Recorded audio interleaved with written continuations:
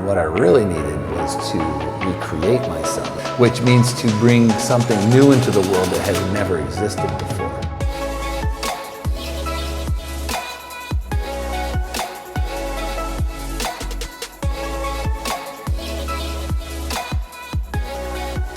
Today I have Scott Gamm, NYU Stern Business School graduate, former financial journalist with TheStreet.com and Yahoo Finance, and he is going to be sharing some great ideas with us about his new book coming out, Overcome AI, which is how to build a secure future in the age of artificial intelligence. Steve, we got a big one because AI is a big deal. We've been talking about it a lot lately. So welcome, Scott. Thank you so much. It's great to be here. It's a fun little journey you got to. I know you've written a book before on personal finance, and what brought you to wanting to write about what you called in our talks before the financial independence movement. Tell us a little bit about that, because I know our audience is interested in that movement for sure. Well, yeah. I mean, look, I spent years as a financial journalist, covering personal finance, covering the markets, covering the economy. And about 7 years ago in 2013, my first book came out, which was called More Money, Please: The Financial Secrets You Never Learned in School. And that was largely just a basic primer, money A to Z, what young people, college students need to know about the basics of finance, because this is a subject not taught in schools. And then, over those 7 years covering the markets and the economy, I realized that there were a lot of other trends going on, and that it was worth another deep dive, another book, a lot more research. And so the book now, Overcome AI, really is centered around two trends that I've noticed in society. So one is the financial independence movement, like you mentioned, and this is where folks are taking their saving strategy to the next level, right? A lot of experts say you should save 10% of your income. Mm-hmm. But what folks in the financial independence movement are doing is they're saving 60, 70, or 80% of their income. They're living well beyond their means, and they're taking that money and they're investing it in either the markets or in real estate, or just figuring out how to grow their money in the fastest amount of time possible. That way, they're not reliant on a job for income. They may continue working because they want to work, but they've got this steady stream of income coming in through investments because they've worked so hard to save money.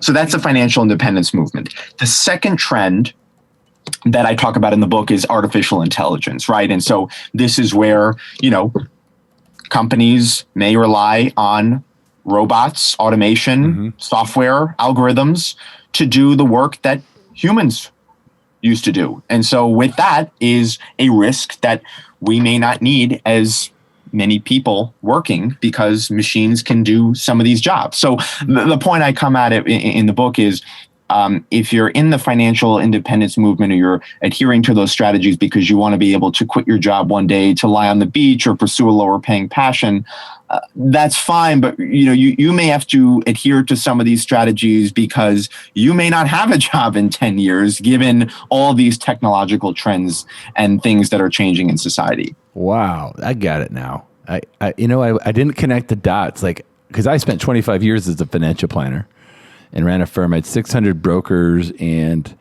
the one thing that I'll never get over was how unprepared the generation, which is my generation, the 40 and 50 somethings are, because I think we lived under the world that, it's going to be there forever and we'll just keep making money. And we made a lot of money. And now computer algorithms are going to eliminate jobs. So these people are getting a head start on retiring early, not because it's a goal. It may be a necessity, as I'm seeing. Well, it's absolute. Yeah. They may not have a job, is what you're saying, right? Well, I mean, look, I think that there's always a risk to employment, right? I mean, layoffs, corporate restructuring, all that kind of stuff, right? I mean, we know that. Right. But, and I guess you could argue that technology changes have been a threat to jobs for 200 years. But, if you look at sort of some of the stories and news articles and research about AI right now, I mean, in my opinion, it seems worthy of someone's attention. And so I'm just trying to shed light on the two trends and let the reader decide what to do. I think it's absolutely on target. In fact, a big part of our message is you need to recreate yourself to bring something new into existence. And because it's coming, this pandemic has put us in a place where a lot of people have to do that a little earlier than AI is going to make it. Uber drivers, and I think I've even read in some of the reports the health, it was a global employment 2014 report says 60 to 70% of all jobs will be replaced by computer algorithms, and they weren't jobs that you thought there would be. Like there was some hospitality jobs, like they could make perfect food, they could drive cars perfectly. There's a lot of jobs that are coming, but here we are in the pandemic. So some of the people that have been saving on their accelerated basis that have been displaced through no fault of their own may be more prepared. But connecting those dots is interesting and I think very valuable. Well, yeah, I agree. I mean, I think, there's this, I think that the advice we've been told over the years, you could argue is antiquated, right? I mean, saving 10% of your income, it just may not cut it anymore, right? Yeah. I mean, and people don't want to hear that because it's like, I got to say 50, 60, 70% of my income. And how in the world am I going to do that? And I get it. I mean, it's not easy to do. And I'm very upfront about that in the book that, look, this is a challenge. But, if you want to cover your downside risk, I mean, this is a strategy that you should at least be aware of, that people are doing this, that just because you make money doesn't mean you have to spend it. Right. You're allowed to save it. You're allowed to invest it. That is an option. Yeah, you're paying yourself. I mean, you're putting yourself on your own payroll because you go through this transformation from an employee. Sometimes, like in your case, you told me you just started a PR business too. Like you're self-employed, which means you're your own employee. And then at some point, you have a business which pays you, and you can pay people to do the jobs of an employee. And then long term, which is you end up being an investor, which these people in this financial independence movement I'm seeing are they're going to have dollars working for them instead of them working for themselves. Well, it's true. And, in the book, we talk about not just saving the money, but like, what do you do with that money? Mm-hmm. Right. And, I think that's the other part of this equation. If you're going to become financially independent, right, it's not just, sort of hoarding cash, right? It's also making your money grow for you. Mm-hmm. And we talked a little bit about this earlier. Like my definition for the years when someone said, what's financial independence? And we always said it was when your passive income, your non-working income, non-wage income exceeds your fixed base expenses. What do you guys call financial independence? What's your perception of that? What it means? Tell me more about the movement. I think a lot of people are interested in that. Well, I think you're spot on in terms of that definition. And I think, the goal here is to build a mountain of assets that produces income.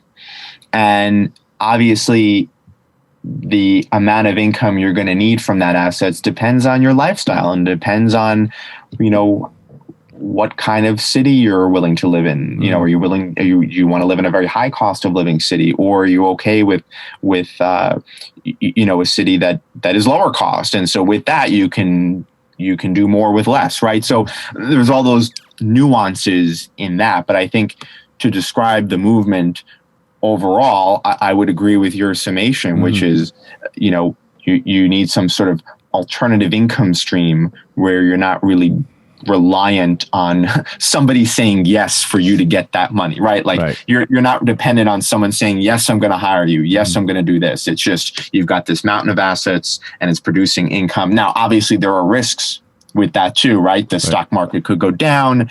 Your tenant in the real estate property that you own could leave, all those kinds of things. But obviously there's always going to be risk, but I think I'd rather have those risks than the risk of, not being financially independent and relying on, all the other things that we were just talking about. Right. Like you have money problems, but it's not lack of money. You have money decisions. What's hot right now? I know you live up in the city and things have certainly changed up there. What's the climate on Wall Street? If you were writing about the markets right now, what would you be writing about? Who would you be visiting? Oh, well, no, it's a great question. I mean, look, the market is pretty incredible. We've got, as we're recording this, I mean, we've got stocks at record highs, just, months after falling into bear market territory in March. And that was, by the way, the fastest descent into bear market territory ever. I mean, It was a matter of weeks, right? When all of a sudden the market had to, account for the economic lockdowns that were put in place to, curtail the spread of coronavirus. So I think a lot of people are surprised at how fast the market rebounded. So that, I think, is the big story, right? And I think, and look, you obviously, you talk to experts and they'll be able to communicate this, better than me. But I think in general, the market tends to look forward, right? So people say, well, how could the market be rising when we've got all these problems, all this terrible economic data? Well, the market is looking ahead and, eventually we will get through this. And so I think, but still people are still surprised at just the speed of the rebound.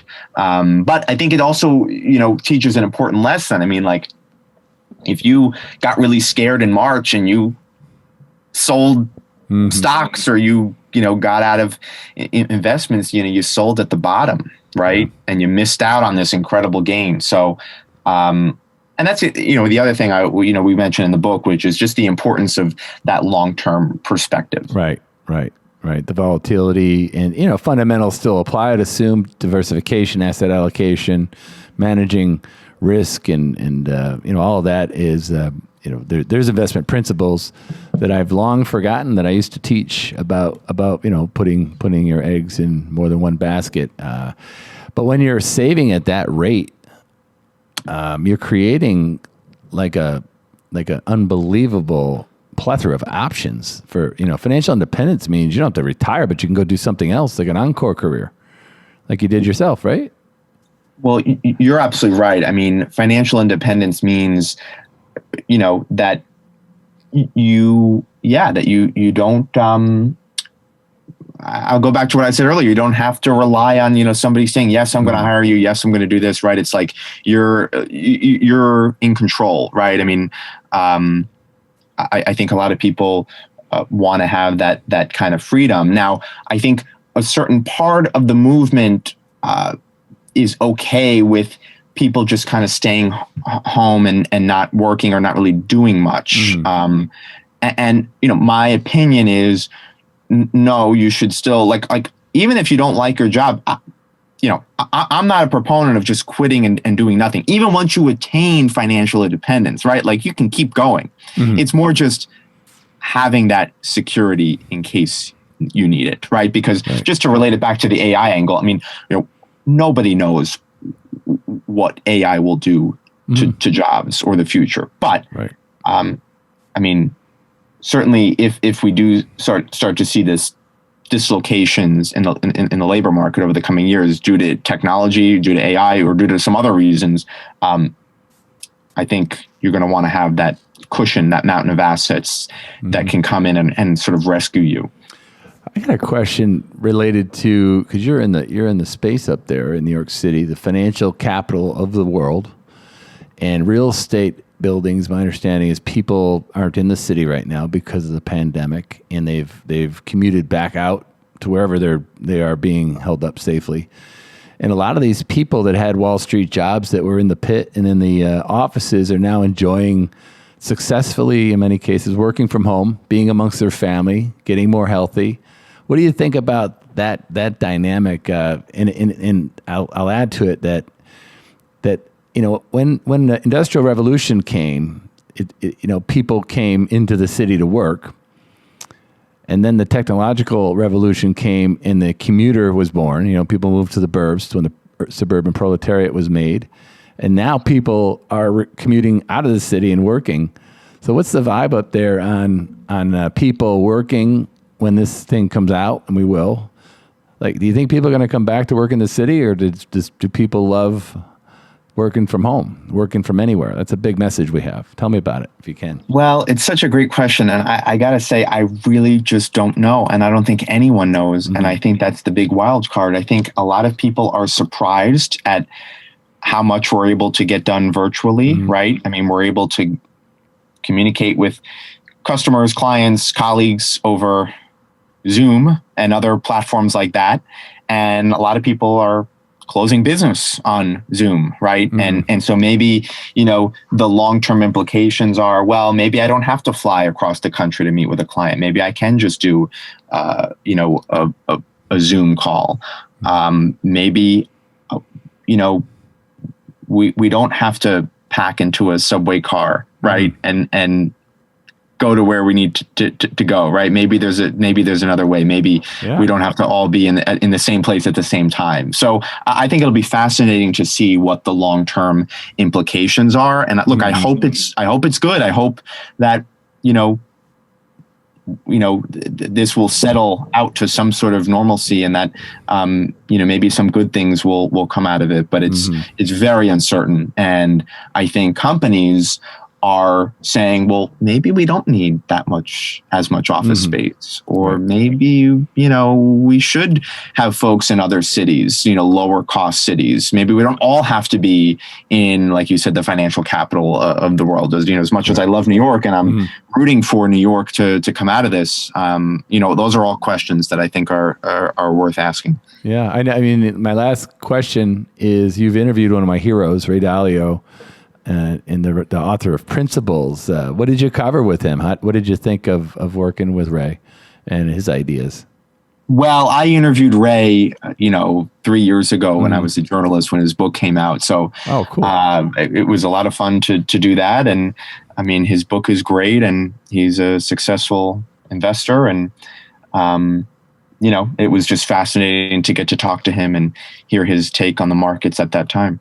Yeah, he just did a piece that was fascinating. I mean, what I loved about Ray was the principles, these simple principles. And his principles, it's a book that people should be looking at right now. The principles, to create financial independence, to work from anywhere on your own terms, I guess, or to choose not to work. I love the idea, and I know you and I share the very real, potentially great or grim threat of the algorithm and the artificial intelligence.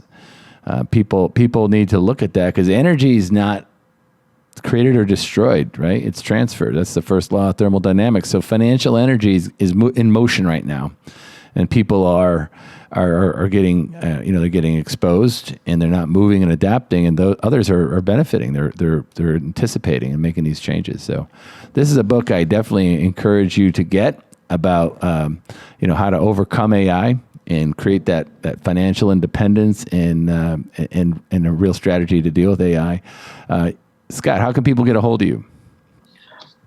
Well, I'm on LinkedIn and I'm on Twitter at Scott Gamm, and I look forward to continuing the conversation. It's going to be very interesting to see how all of these trends play out.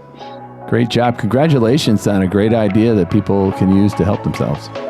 Well, thank you so much, and it was great speaking with you. Thanks for having me. Take care. Thank you.